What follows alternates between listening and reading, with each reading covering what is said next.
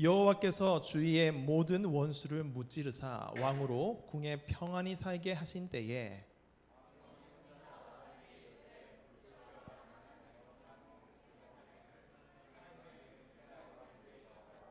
나단이 왕께 아뢰되 여호와께서 왕과 함께 계시니 마음에 있는 모든 것을 행하소서 하니라.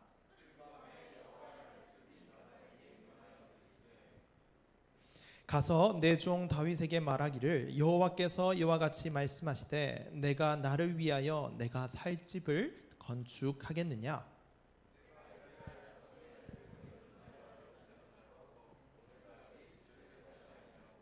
장막과 이스라엘 자손과 더불어 다니는 모든 곳에서 내가 내 백성 이스라엘을 먹이라고 명령한 이스라엘 어느 지파들 가운데 하나에게 내가 말하기를 너희가 어찌하여 나를 위하여 백향목 집을 건축하지 아니하였느냐 말하였느냐.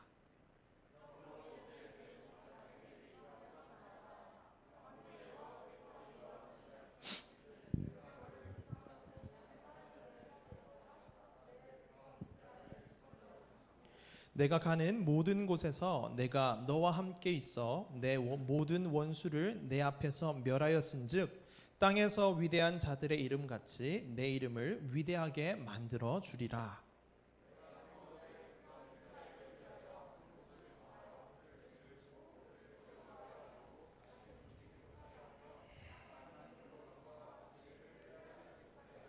전에 내가 사사에게 명령하여 내 백성 이스라엘을 다스리던 때와 같지 아니하게 하고 너를 모든 원수에게서 벗어나 편히 쉬게 하리라. 여호와가 또 내게 이르노니 여호와가 너를 위하여 집을 짓고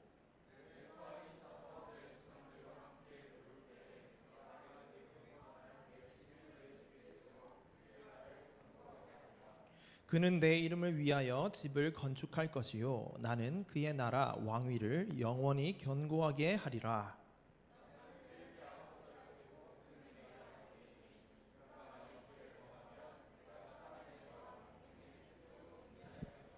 내가 내 앞에서 물러나게 한 사울에게서 내 은총을 빼앗은 것처럼 그에게서 빼앗지는 아니하리라. 함께 읽습니다. 내 집과 내 나라가 내 앞에서 영원히 보존되고 내 왕위가 영원히 견고하리라 하셨다 하라. 아멘. 저의 어린 시절 이야기입니다. 형과 저는 종종 부모님께 이렇게 말하곤 했습니다. 엄마, 아빠, 우리가 이 다음에 크면 엄마 아빠 집도 사드리고 차도 사드리고 맛있는 것도 많이 사드리면서 호강시켜 드릴게요. 만수무강하세요 라고 하곤 했습니다. 자, 그때마다 우리 부모님께서는 그래 우리 아들들 덕분에 좋은 집에서 살고 좋은 차도 타고 맛있는 것도 많이 먹겠네. 아이고 호강하겠다. 좋다. 이렇게 하시며 기특해 하셨습니다. 그런데 실제로는 부모님이 저희에게 집을 제공해 주시고 또 살게 해 주시고 또 어디를 가야 한다라고 말씀을 드리면 그곳까지 태워 주시기도 하고 또 뭐 먹고 싶은 것이 있다라고 하면 그것을 해 주시기도 하고 부모님은 조금 덜 드시더라도 우리는 풍족하게 먹을 수 있도록 해 주셨다라는 것을 기억합니다. 사실 지금도 저와 형이 부모님을 사랑하고 생각하는 것보다 부모님이 저와 우리 형을 생각하는 그 마음이 훨씬 비교도 안 될 만큼 크겠죠. 그것을 생각하면서 제가 우리 형과 함께 이것도 해드리고 저것도 해드릴게요, 호강시켜 드릴게요 했던 그때를 한번 떠올려 보면 그때 부모님께서 아마 이런 생각을 하지 않으셨을까 하는 생각을 합니다. 무엇인가 하면 저희를 기특해 하면서도 그런데 더 원하시는 것은 우리가 부모님께 뭔가를 해드리는 것보다 부모님이 우리에게 베풀어 주시는 그 사랑 가운데서 우리가 행복하게 누리는 그 모습을 보고 더 좋아하셨을 거다라고 생각을 한다라는 거죠. 여러분들은 부모님에게 어떤 자녀가 되고 싶습니까? 여러분의 부모님이 여러분을 얼마나 사랑하시는지 여러분 아시나요? 그것을 아신다면 그 부모님께 여러분은 어떤 자녀가 되고 싶은가요? 당연히 효도하고 싶은 마음, 잘해드리고 싶은 마음 있을 거예요. 물론 가끔씩 투정도 부리고 좀 짜증도 내고 그렇게 할 때가 있지만 그게 우리의 본심은 아닐 거다라는 거죠. 그죠? 대답이 없네요. 아닌가? 여러분 그럴 거라고 믿는데 정말 우리가 그렇게 부모님께 효도를 하고 싶고 호강을 시켜드리고 싶은 그런 마음이 우리 모두에게 있다라고 생각을 해요. 그리고 오늘 본문을 보시면 그런 마음으로 하나님께 효도하고 싶은 마음, 하나님이 우리 아버지시니까 하나님께 효도하고 싶은 마음을 가진 사람이 있어요. 하나님께 뭔가를 해드리고 싶은 마음을 가진 사람이 오늘 본문에 나옵니다. 누굴까요? 다윗입니다. 다윗 왕은 사울 왕과는 다르게 하나님의 주권에 순종했던 사람이죠. 이스라엘의 왕 중에 왕이었다. 그리고 하나님의 마음에 합한 자다라고 하는 칭찬을 받았던 아주 좋은 왕이었어요.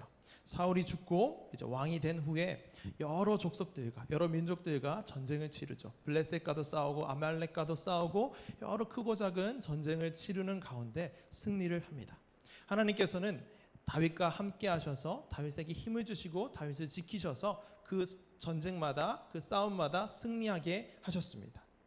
그렇게 수많은 전쟁을 승리한 후에 이제 다윗의 왕권이 이제 탄탄해지기 시작하는 것이죠. 안정적으로 이제 왕권이 이제 정립이 되기 시작합니다. 이제 그래서 좀 안정적이어졌을 때에 다윗이 생각합니다. 그간에 하나님께서 함께 하셨던 그 시간들을 떠올려 보며 양치기였는데 내가 왕이 되었고 왕이어서 이제 전쟁을 하면서 그 전쟁 가운데 사울의 손에서 지켜주는 것부터 시작해서 왕이 되어서 여러 민족들과 전쟁을 치르는 그 모든 순간에 하나님께서 함께 하시며 지키시고 승리하게 하셨구나라는 그것을 생각할 때에 하나님께 감사한 마음이 막 올라오는 거죠. 그래서 이거를 어떻게 하면 좋을까라고 생각을 하고 있는 장면이 오늘 본문입니다. 그래서 그것을 그 하나님의 은혜를 생각해 보니까 너무 큰데 주위를 둘러보니까 나는 다윗은 자신은 백향목으로 지은 궁궐에서 살고 있는 거예요. 백향목은 아주 고급 나무예요. 고급 나무로 그 당시에 백향목으로 지은 집이 가장 좋은 집이다라고 생각을 하시면 됩니다. 요즘에 뭐 펜트하우스 훨씬 좋은 느낌. 궁궐 아시죠? 궁궐을 그렇게 지었다라는 거예요. 그 궁궐에 살고 있는데 저기 보니까 하나님은 이곳에서 살고 있는 거예요. 이게 뭐죠? 성막이죠. 이게 성막에서 저 텐트 같은 곳에서 하나님이 살고 계신다. 어떻게 하지? 나는 이렇게 멋진 곳에서 살고 있는데 하나님은 저런 허름한 곳에서 살고 계시네. 어떡하지? 라고 하며 선지자 나단에게 이렇게 얘기합니다. 나는 이렇게 좋은 집에서 살고 있는데 하나님은 저 천막 같은 곳에서 살고 있는 것을 어떻게 하면 좋습니까? 제가 하나님께 집을 지어드리고 싶은데 어떻게 하면 좋을까요? 라고 이야기를 합니다. 그때 나단이 이렇게 얘기합니다. 참 그거 귀한 생각입니다. 하나님께 집을 지어주고 싶은 그 마음 너무 좋습니다. 하나님께서 늘 왕과 다윗과 함께 하시니 왕이 원하는 대로 하소서라고 선지자가 이야기를 합니다. 근데 그날 밤에 나단의 꿈에 하나님께서 이제 나타나신 거죠. 나단에게 뭐 꿈인지 직접 이렇게 말씀을 해주셨는지 나타나셔서 이렇게 말씀하신 거예요. 하나님께서는 좀 생각이 달랐던 것 같아요. 하나님은 다윗아, 내가 집이 없느냐? 내가 언제 내 백성 이스라엘 백성들에게 다른 이스라엘 백성들에게 언제 한 번이라도 내 집을 좀 지어달라고 한 적이 있느냐?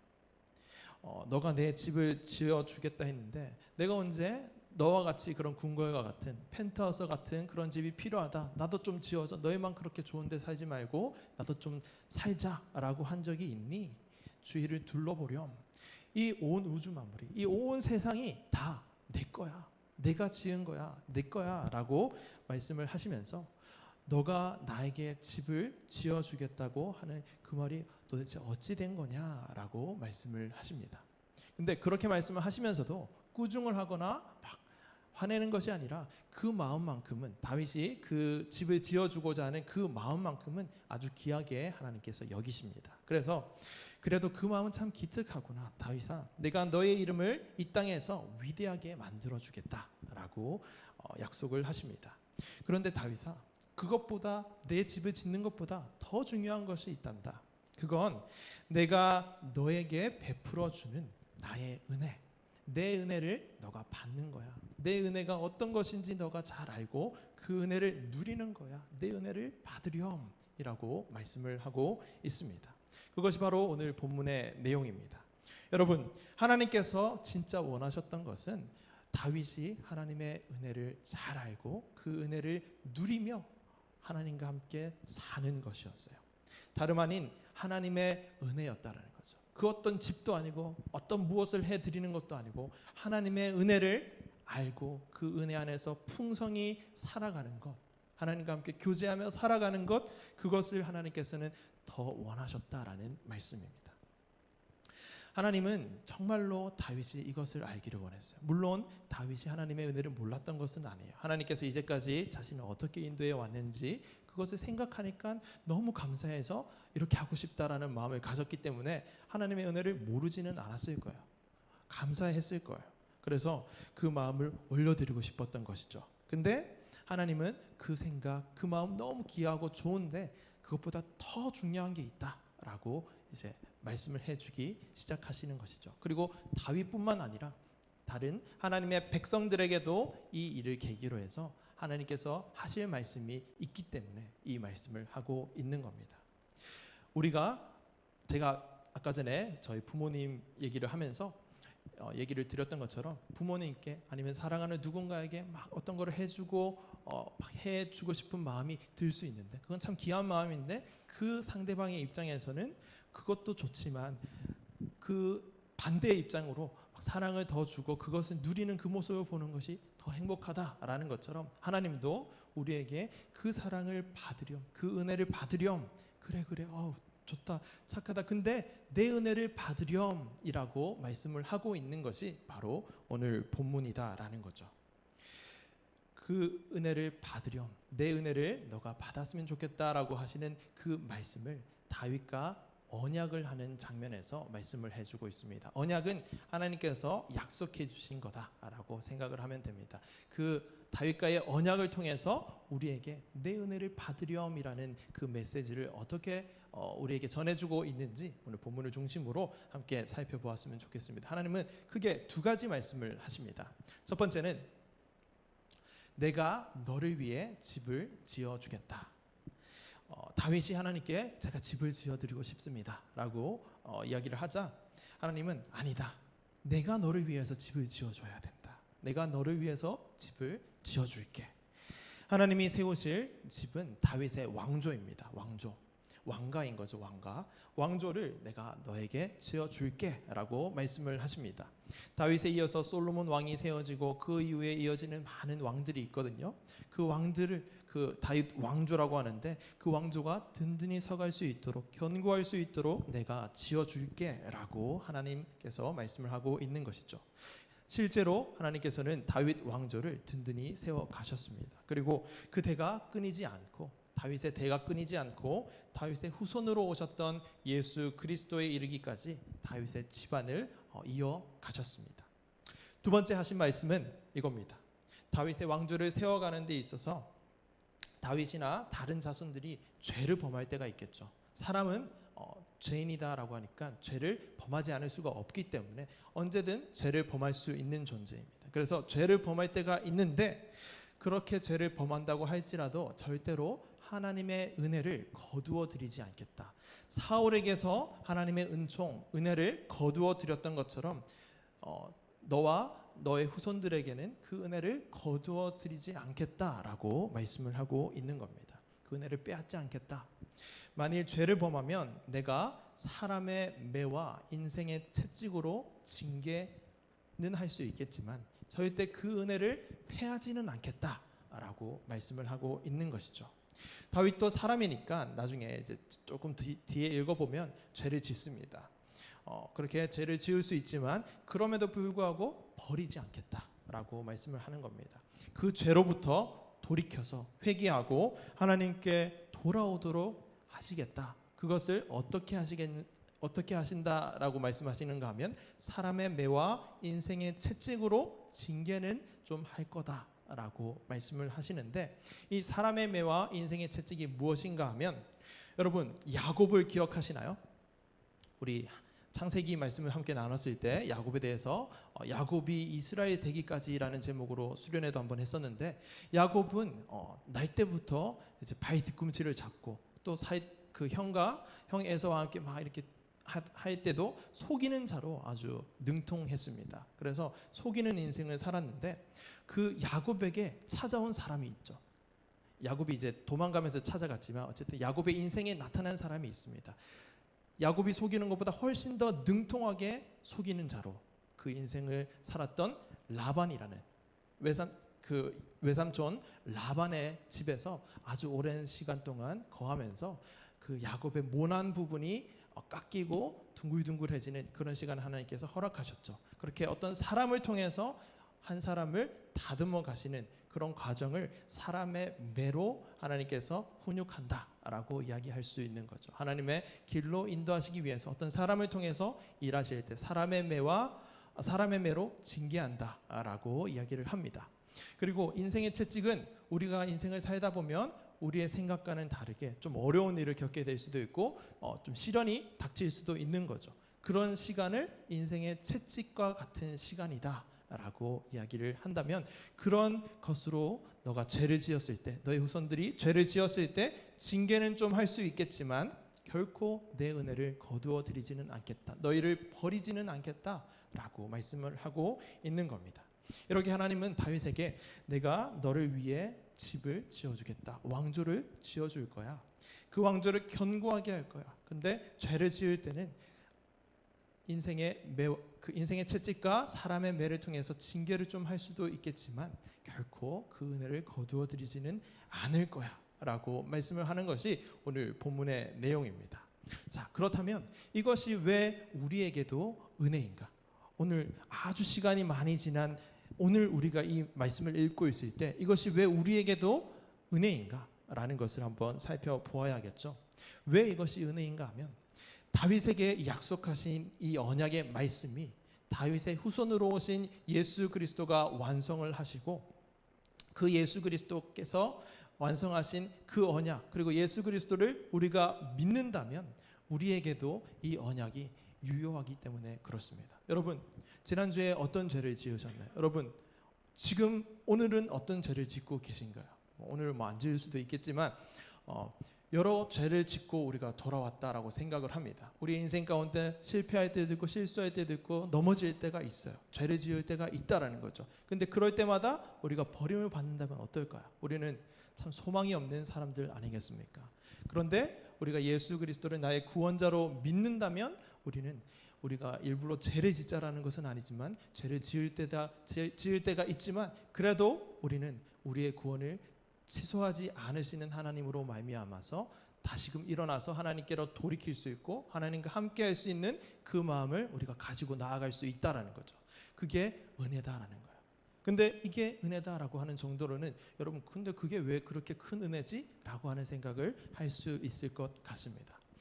그것을 조금 더 정말 이것이 은혜구나 라는 것을 생각해 보려고 하면 여러분이 죄에 대한 개념을 좀 바로 이해를 해야 합니다.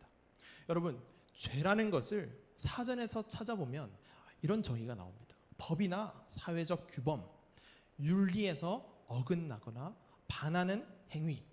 여러분, 죄를 지으면 감옥을 가거나 사회적 지탄을 받는 그런 행위를 죄다라고 사전은 이렇게 정의를 하고 있어요. 근데 성경에서 말하는 죄는 조금 다르거든요. 여러분, 예를 들어 볼까요? 자, 도둑질을 하는 것은 죄인가요? 죄가 아닌가요? 반응이 좀 느린 것은 왜인 거죠? 자, 여러분, 도둑질은 죄입니다. 그리고 살인은 어떤가요? 죄죠. 살인은 죄예요. 그러면 친구를 미워하는 것은 어때요? 그것도 죄예요. 그리고 그 미워하는 마음이 실제로 좀 나타나서 친구를 괴롭히거나 때리는 것도 당연히 죄겠죠. 여러 가지 우리가 생각할 수 있는 그런 죄가 있어요. 그 죄를 우리가 생각하는데, 그 죄를 지을 때 여러분 죽습니까? 여러분이 죽어요? 누군가를 때렸다고 해서 여러분이 죽나요? 거짓말했다고 여러분이 죽나요? 살인을 하면은 죽을 수도 있어요. 보복을 당해서 이제 그럴 수는 있지만 그 죽이는 행위 자체로부터 내가 죽는 그런 일은 일어나지 않는다라는 거죠. 그래서 사전에서 말하는, 사회에서 우리가 통상적으로 죄다라고 하는 것과 성경에서 말하는 죄는 좀 다르다라는 거예요. 그러면 성경에서 말하고 있는 죄는 어떤 것일까? 성경에서 말하는 죄는 우리 크게 한번 따라했으면 좋겠습니다. 하나님이 없는 상태.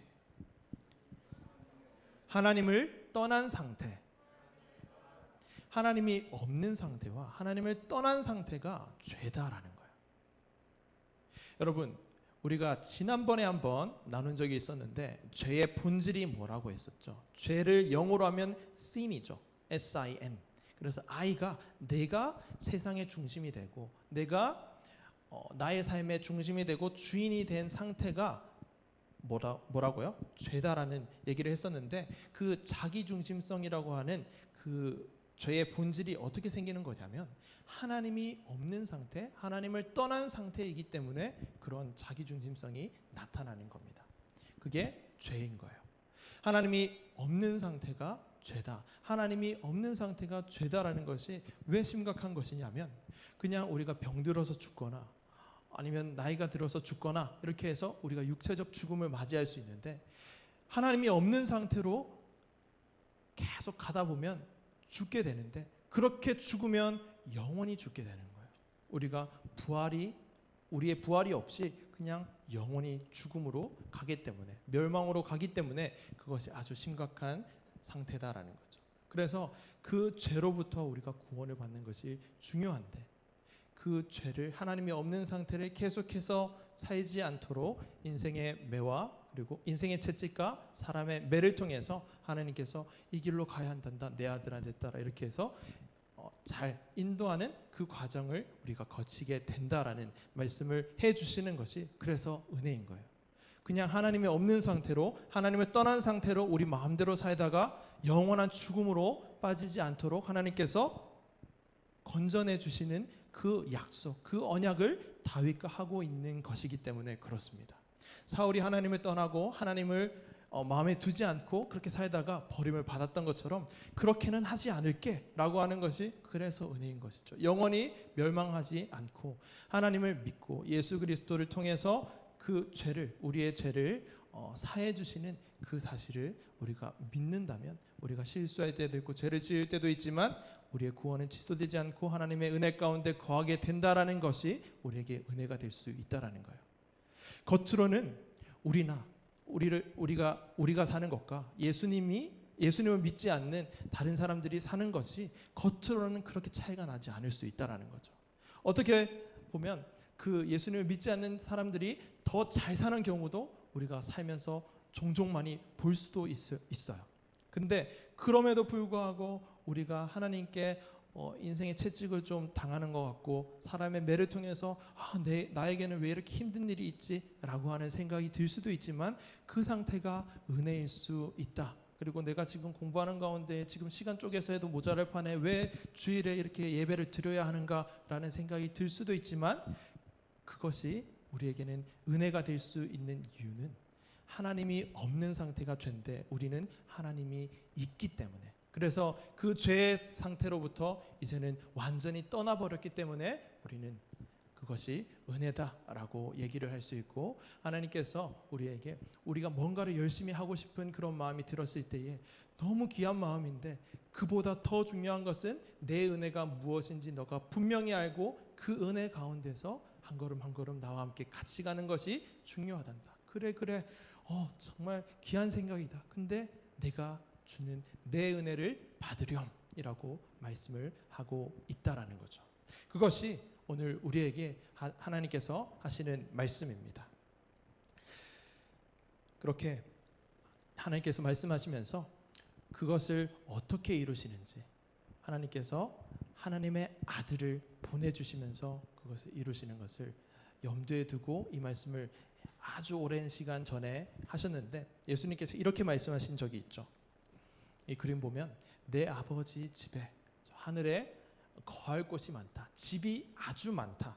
내가 너희의 집을 예비하러 간다라고 하면서 부활하신 후에 이제 승천하시고 이렇게 가서 하시는 일이 우리가 살 집을 예비하시는 거예요. 집이 아주 많다라는 거죠. 그 말의 의미는 이 땅에서의 삶이 전부가 아니라 내가 너희와 함께 영원히 거할 그런 그런 집을 예비하러 가는데 너희는 이 땅에서의 삶이 전부로 끝나는 인생들이 아니야 라고 하는 말씀이거든요. 그것을 염두에 두시고 지금 하나님이 다윗과 함께 언약을 하고 있는 겁니다. 다윗이 하나님 제가 백향목 궁궐에 사는데 하나님은 저 천막에서 살고 계시군요. 제가 집을 지어 드릴게요 라고 하자 우리가 진짜 거해야 하는 집은 이곳이 아니야. 내가 집이 많거든. 그리고 온 세상이 다 내 거거든. 근데 너가 진짜 알아야 되는 것이 내 은혜야. 내가 너를 구원하는 그 은혜를 너가 알아야 되고 또 저 하늘에 우리가 나와 함께 영원히 거해야 하는 그곳 가운데서 너가 지내야 하기 때문에 지금 나를 위해서 집을 지어주는 것보다 더 중요한 것은 내 은혜를 바로 알고 그곳 가운데 거할 것을 소망하면서 나와 함께 가는 거야 라고 말씀을 하고 있다라는 겁니다. 그렇게 말씀을 하시면서 이제 예수께서 이제 오르시는 거죠. 그러면서 하나님께서 내가 너를 위해서 집을 지어줘야 돼 라고 하고 그 이후에 너가 나를 위해서 집을 지어줘 라고 하는 때에 이 다윗이 그리고 여러분들이 하나님을 위해서 집을 지어준다라는 것의 의미가 무엇이냐 하면 여러분 하나님을 사랑하게 되면 하나님을 위해서 살고 싶은 마음이 들잖아요. 여러분 그러면 하나님보다 먼저 여러분 사랑하는 사람이 있다고 생각을 해봐요. 하나님 말고 여러분이 사랑하는 사람을 위해 여러분이 뭔가 잘해주고 싶은 마음이 들죠. 이제 그 마음이 드는 것이 너무 당연한데 그것처럼 여러분이 하나님의 은혜를 제대로 알게 되면 하나님을 사랑하게 되겠죠. 하나님을 사랑하면 어떻게 하게 된다고요? 하나님께 무언가를 해드리고 싶은 마음이 나타나는 것이 너무나도 당연한 일이겠죠. 그때 이제 너희가 무언가를 하고 싶을 때 다시 한 번 더 생각을 한번 해보렴. 하지 말라는 게 아니라 너희가 그냥 단순히 뭔가 감정에 북받쳐서 하는 그런 것이 아니라 내 은혜를 정말로 너가 제대로 알고 누리고 있니? 라는 것을 한번 확인하고 그렇다면 나와 함께 가자라고 말씀하시는 의미로 그래 내 은혜를 받으렴. 내 은혜를 정말 알았니? 나와 함께 가자 라는 말씀을 오늘 우리에게 던지고 계신다라는 말씀입니다. 여러분 예수님의 제자들이 예수님을 배반했었죠. 예수님이 죽고 나서 십자가에서 못 박히시고 나서 배반했습니다. 근데 이 제자들이 언제 하나님을 정말로 고백하고 놀라운 일을 행하고 순교의 삶까지 살았는지 아시나요? 예수께서 부활하시고 나타나셔서 말씀을 기억하게 해주셨을 때 그런 일이 일어나는데 어떤 말씀인가 하면 여러 가지 의미가 있지만 이 땅에서의 삶이 끝이 아니구나. 정말 저 하늘에서 우리가 하나님과 영원히 함께 살아야 되는 그곳이 있는구나 라는 것을 깨닫게 되었을 때에 이 땅에서 핍박을 받을 수도 있고 이 땅에서 힘든 삶을 살 수도 있지만 자기의 생명을 걸고 예수님을 증언하는 그 복음을 전하는 삶을 살았던 이 예수님의 제자들의 삶이 다 순교의 삶으로 끝이 났습니다. 예수님의 복음을 전하기 위해서 막 인생을 들이다가 다 순교를 했다라는 것이죠. 그리고 바울, 우리가 지난번에 잠깐 살펴보았던 바울도 마찬가지예요. 처음에는 예수님과 예수님의 제자들을 그렇게도 심하게 박해하고 괴롭혔던 바울이 언제 다메섹 도상에서 예수님을 만나고 나서 이제까지 내가 알아왔던 그 구약의 하나님이 이분이시고 이분으로 말미암아서 내 죄가 사해지는 그 은혜를 주셨고 그리고 하나님과 함께 영원히 거할 저 하늘에 땅이 있는구나, 집이 있는구나라는 것을 알게 되니까 바울이 이 땅에서 쌓았던 그 모든 것을 다 포기하고 다른 것은 다 배설물로 여길 수 있고 하나님을 전하는 것이 내 인생의 가장 중요한 일이 되어서 하나님을 평생 전하다가 매도 맞고 감옥에도 갇히고 돌에도 맞고 피를 철철 흘리면서 정신을 잃었다가도 다시 깨어나서 쩔뚝쩔뚝하는 몸을 이끌고 예수님을 전하러 갈 수 있었던 그 바울의 삶이 나올 수 있었다라는 거죠.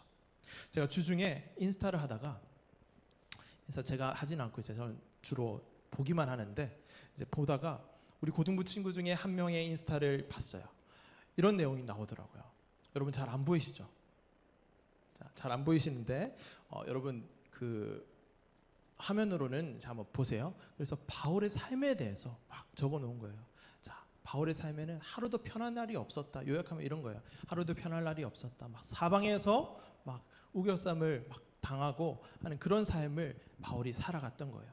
근데 그래도 바울은 계속해서 복음을 전하기 위해서 전진했다라는 것을 적어놨는데, 그것을 밑줄도 긋고 박스를 쳐서 이렇게 이 부분을 확 눈에 띄게 이렇게 해놓은 것을 인스타에 올려놓은 거예요.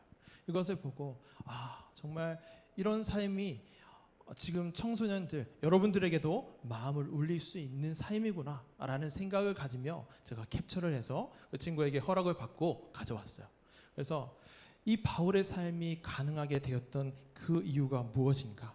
하나님의 말씀이 바울의 삶에 잠깐 그냥 담기는 것이 아니라, 그렇게 나타나는 것이 아니라, 이 바울의 삶 전체가 완전히 하나님의 복음, 예수님의 그 은혜를 증거하는 그러한 삶으로 완전히 전환되게 하는 그 이유가 무엇이었을까라고 했을 때, 내 은혜를 받으렴 라고 하는 하나님의 그 말씀의 의미를 진정으로 알게 되니까 다른 것이 중요하지 않게 된 거예요. 물론 공부하지 말라는 것도 아니고 여러분들 삶을 열심히 살아가야 합니다. 열심히 살아가는데 그 과정에 있어서 하나님의 사람으로서의 삶이 어떠한 것인가 고민하시고, 또 하나님의 은혜를 받은 자의 삶은 어떤 것인가 고민하면서 그 하나님의 증인이 되어서 증거하고 복음을 전하고 하는 삶을 가끔 사는 것이 아니라 우리의 삶이 통째로 그 삶이 되어야 된다라는 말씀을 전할 때에 이 바울의 삶, 그리고 예수님의 제자들의 삶이 우리의 본이 될 수 있다라는 거죠.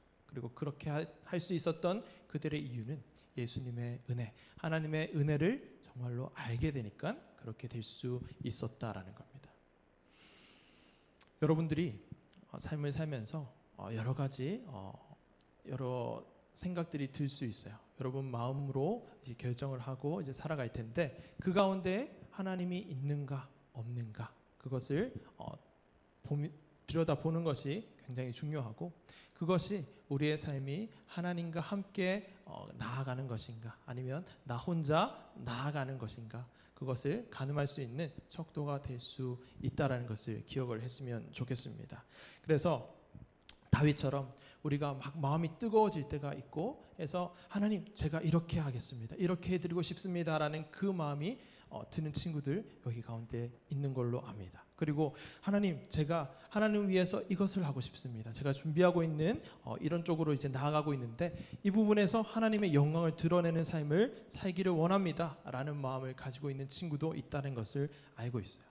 근데 그때 하나님께서 한번 여러분들을 바라보시고 말씀하시는 것이, 그래, 그 마음 너무 귀하고 좋은 마음이야, 내가 너무 귀하게 여긴다, 그런데 내 은혜를 먼저 받으렴, 내 은혜 가운데 풍성이 잠기렴. 그러면 세상이 감당하지 못하는, 세상이 말려도 나는 그 은혜를 전해야겠다는 그 삶으로 나아가게 된단다. 그때 나와 함께 진짜 나아가자라고 말씀하시는 이 음성을 듣는 우리 고등부 친구들이 되었으면 좋겠습니다. 여러분의 삶 가운데서 여러분이 무엇을 준비하든지 어떤 삶을 살게 되든지 상관없이, 여러분이 어떤 대학을 가든지 여러분이 어떤 직업을 가지든지 상관없이 그 삶에서 하나님을 전하고 하나님의 은혜를 전하는 그것이 나의 가장 큰 목적이고 인생의 방향입니다라고 고백하는 우리 고등부가 되었으면 좋겠습니다. 여러분 나이가 어리지 않습니다. 여러분 나는 아직 잘 모르는데요, 아닙니다. 여러분은 복음을 많이 들어봤고 그것을 여러분 삶에서 정리할 필요가 있습니다. 그리고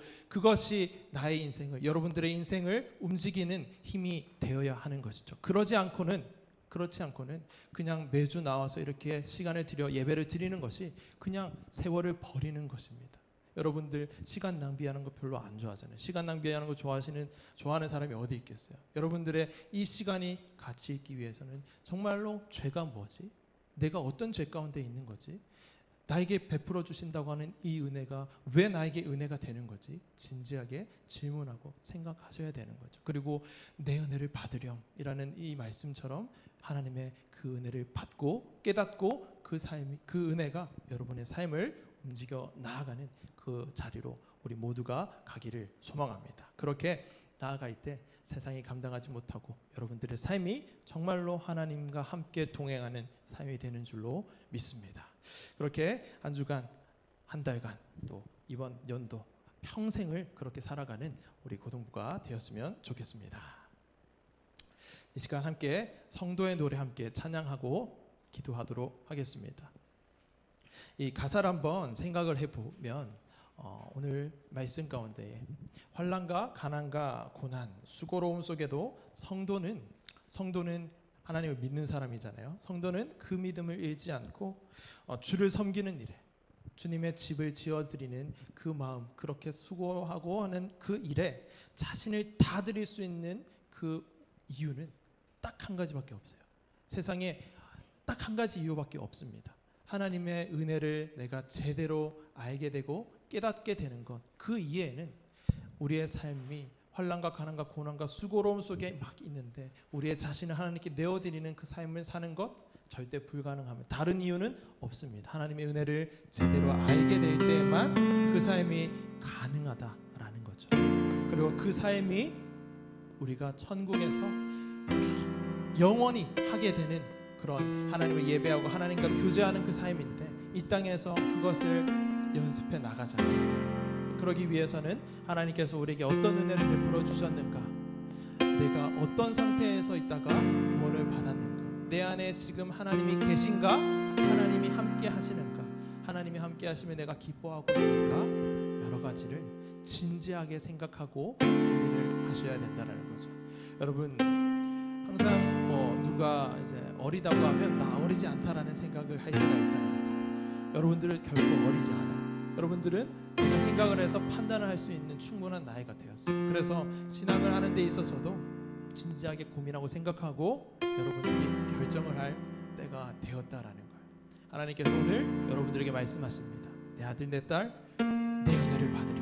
그리고 그 은혜를 정말 알게 된다면 나와 함께 가는 그 모든 길을 세상이 감당하지 못하는 힘과 즐거움으로 나와 함께 갈 수 있다는 거예요. 그때 너가 나의 집을 지어줄 수 있어. 그전에는 내가 너를 위해서 집을 지어줄게, 내가 너를 위해서 은혜를 베풀어 줄게, 그 은혜를 받고 나와 함께 정말로 가보자 라고 말씀하시는 이 음성에 귀 기울이시고 반응하는 우리가 되기를 소망합니다. 이 시간 함께 성도의 노래 함께 찬양함으로 나아가시겠습니다.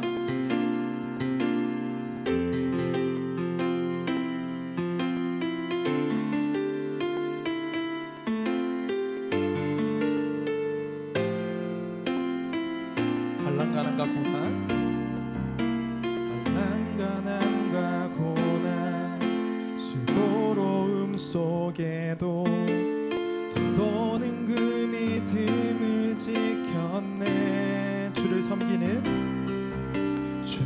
섬기는 일에 자신을 다 드리며 진리의 말씀과 성령으로 그 길을 걸었네. 그리스도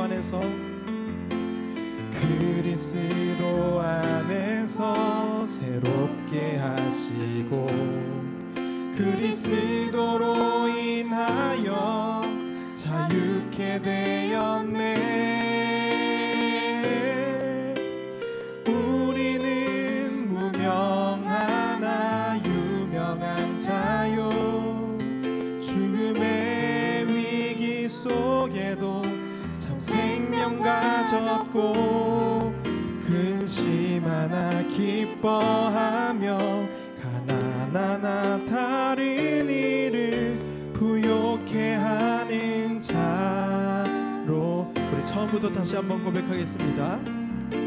환난 가난과 고난 수고로움 속에도 성도는 그 믿음을 지켰네.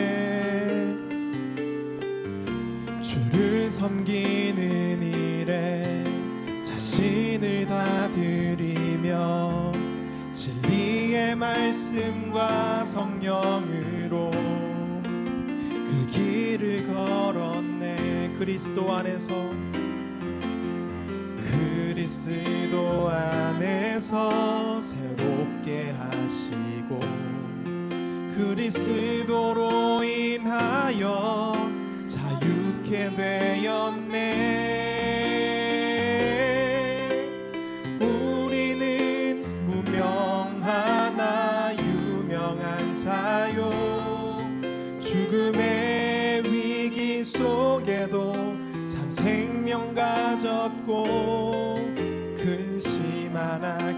기뻐하며 가난하나 다른 이를 부욕해 하는 자. 우리는 무명하나 유명한 자요, 우리는 무명하나 유명한 자요. 죽음의 위기 속에도 참 생명 가졌고 근심하나 기뻐하며 가난하나 다른 이를 부욕해 하는 자로다. 이 시간 우리 한번 기도했으면 좋겠습니다. 여러분이 어떤 상태에서 구원을 받았는가, 죄가 무엇이고 하나님이 우리에게 베풀어 주시는 은혜가 무엇인지 한번 다시 생각해 봤으면 좋겠어요. 단순히 도둑질을 하고 살인을 하고 살인은 뭐 심각한 죄이긴 하지만 그런 다른 죄를 짓는 것보다 가장 심각한 죄가 있다면 하나님이 없는 상태, 하나님을 떠난 상태라는 그 죄를 짓는 거예요. 거기서부터 우리는 구원을 받아야 하는 것이죠. 그 구원을 받는 길은 예수 그리스도를 믿는 것밖에 없습니다. 예수 그리스도를 우리에게 보내주셔서 우리가 받아야 할 인생의 채찍과 또 사람의 매를 예수께서 대신 맞으셨어요. 예수께서 공생애 동안, 예수께서 이 땅에 오셔서 사역을 하시는 동안 늘 사람들의 비방을 받고 비판을 받고 또 쫓기면서 그리고 매질을 당하면서 채찍을 맞으면서 그렇게 우리를 위해서 사셨거든요. 그리고 우리의 죄를 사해 주시기 위해서 십자가에 달려서 죽으셨거든요. 근데 그 자리가 사실은 우리가 달려 죽어야 했던 자리예요. 거기서 우리를 대신해서 죽으신 예수님을 우리가 믿는 그것밖에는 하나님이 없는 상태를 없는 상태가 아니라 하나님과 함께 할 수 있는 방법이 없습니다. 다른 그 어떤 방법이 없어요. 돈이 많아도 안 되고 능력이 많아도 안 돼요. 지혜가 많아도 안 됩니다. 딱 한 가지, 하나님의 그 은혜가 무엇인지, 우리를 죄로부터 건지시는 그 은혜가 무엇인지 제대로 아는 것밖에 없어요. 여러분들은 충분히 그 부분에 대해서 생각하고 고민하고 결정을 하실 수 있습니다. 오늘 그러한 결정을 하고 결단을 하고 우리의 인생을 하나님께 올려드리는 그러한 고백을 했으면 좋겠습니다. 언제까지 그냥 왔다 갔다만 할 건가요? 언제까지 우리가 그렇게 살 건가요? 우리의 인생은 그렇게 길지 않아요. 여러분들 아직 오래 살 수 있다라고 생각하지만 우리의 내일이 어떻게 될지 아무도 모르는 거예요. 얼마 전에 사고가 났었잖아요. 그 뉴스를 보면서 얼마나 가슴이 아팠는지.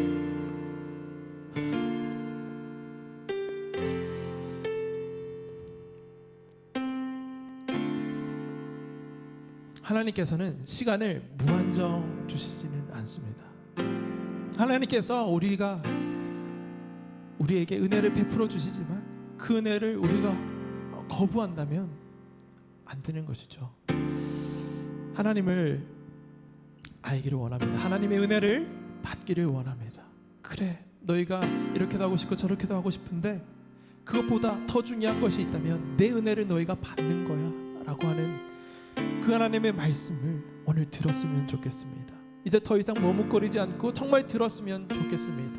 그리고 내가 그 은혜를 받았고 들었는데도 아직 확신이 서지 않고 또 내가 그것을 믿지만 내 삶이 그렇게 하나님과 동행하는 것 같지 않은 그런 친구가 있다면, 그런 분이 있다면 오늘 이 시간 다시 한 번 더 하나님, 내가 그 은혜를 기억함으로 그 은혜를 다시금 회복함으로 하나님과 진짜 동행하고 싶습니다. 환난 가난과 고난 수고로움 속에서도 자신을 내어드리며 하나님을 위해서 살 수 있는 그 이유가 하나님의 은혜라면 하나님의 그 은혜를 제가 분명하게 알고 나아가기 원합니다. 초대교회에 바울이 그렇게 돌에 맞고 매를 맞고 피를 철철 흘리면서도 복음을 증거하는 그런 삶을 살았던 것처럼, 그리고 제자들이 순교하기까지 그렇게 완전히 인생이 뒤바뀌어서 앞만 보고 나아갈 수 있었던 그 이유는 이 땅이 전부가 아니라 천국의 소망을 두고 하나님과 함께하는 그 삶이 정말로 우리에게 부요한 삶이라는 것을 깨달았기 때문이다 라는 그 마음으로 우리가 함께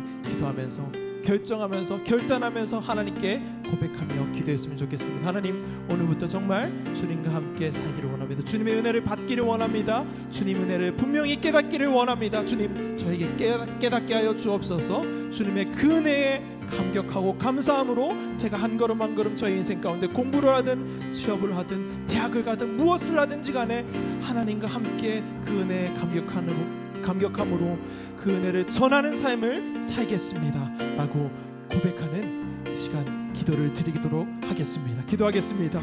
하나님 아버지, 은혜를 감사합니다. 주님, 그렇습니다. 그래, 내 은혜를 받으렴. 그래, 너가 이런 마음도 가지고 저런 마음도 가지는 것 너무 귀하고 좋은 일인데, 그보다 더 중요한 일이 있다면 내 은혜를 너가 분명히 아는 것이고 그 은혜를 분명히 경험하여서 나를 위해서 살아가는 것이야, 나와 함께 살아가는 것이야 라고 말씀하시는 그 말씀을 우리가 진정 깨닫기를 원합니다. 우리의 삶을 주님께 드리기를 원합니다. 그렇게 할 수 있는 이유는 다른 것이 아닙니다. 오직 주님의 은혜입니다. 주님께서 우리에게 어떤 은혜를 베풀어 주셨는지 아버지 더 알기를 원합니다. 더 깨닫기를 원합니다. 성경 말씀을 통하여서 우리에게 구구절절하게 들려주시는 주님의 그 사랑과 그 은혜의 이야기를 저의 삶 가운데 가져오게 하여 주옵시고, 나에게도 동일한 그 은혜를 베풀어 주심을 듣게 하여 주옵시고 반응하게 하여 주옵소서. 결단하게 하여 주옵소서. 그저 왔다 갔다 그리고 삶의 그 바쁨이 또 입시라는 그 부담감이 우리를 덮고 있지만, 그것보다 더 주님을 바라고 주님과 함께 동행하는 삶을 집중하며 나아가는 그러한 삶으로 우리가 살기를 원합니다. 주님의 말씀을 듣고 가끔씩 우리의 마음이 뜨거워져서 그냥 가끔 주님의 말씀대로 살아가 봐야겠다라고 생각하는 것이 아니라, 주님의 그 은혜가 우리를 온전히 사로잡아서 주님이 우리를 이끄시는 대로 우리가 고백하면서 주님, 우리의 인생은 송두리째 주님께 드리면서 나아가는 그 고백을 오늘 주님께 올려드리오니 우리를 인도하여 주시옵소서. 그것이 성도의 삶입니다. 그것이 주님의 제자의 삶입니다. 그것이 하나님의 자녀된 우리의 삶입니다. 아버지, 그 고백을 우리 모두가 통일하게 드리게 하여 주옵시고 그 고백을 주님 기뻐 받아 주시옵소서. 그리고 그때에 비로소 주님을 위해서 집을 지어드리는 삶을 우리가 살게 하여 주옵소서. 주님의 나라를 확장하고 주님의 백성들을 구원하는 통로로서 우리를 사용하여 주시옵소서. 그래서 내 집에는 거할 곳이 많도다라고 하셨던 주님의 그 말씀처럼 그곳에 거하는 하나님의 백성들이 날로 우리를 통하여서 늘어나게 하여 주시옵소서. 우리의 삶을 보고 우리의 주님의 그 마음을 담아서 삶을 살아갈 때 여러분들의 우리의 모습을 보고 우리의 친구들이, 우리의 가족들이 예수님을 믿게 되는 그러한 역사가 일어나게 하여 주시옵소서. 주님, 그렇게 우리를 사용하여 주옵소서. 그렇게 고백하며 우리의 인생을 주님께 드리며 순교하기까지 아버지, 그렇게 우리의 인생을 주님께 내어 맡기며 사는 우리 죽전우리 고등부 아이들, 선생님들, 그리고 제가 될 수 있도록 인도하여 주시옵소서. 주님, 역사하여 주옵소서.